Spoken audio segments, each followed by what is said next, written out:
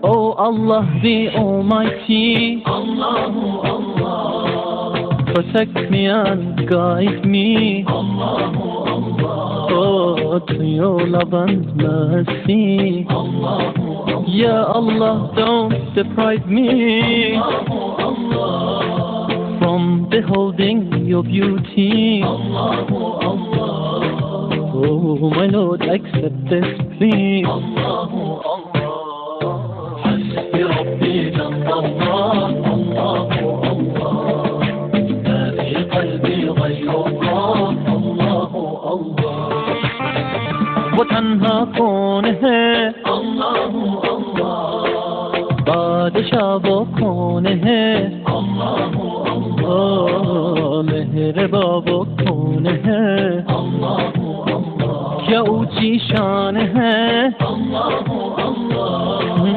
उसकी सब निशान है, Allahu Allah, सब दिलों की जान है.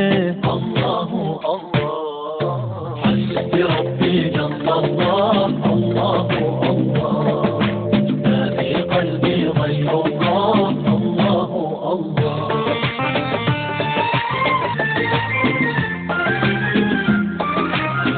Affeder günahı Allahu Allah, alemin padişahı, Allahu Allah, yüreklerin penahı. Allahu Allah, İşit Allah derdimi, bu af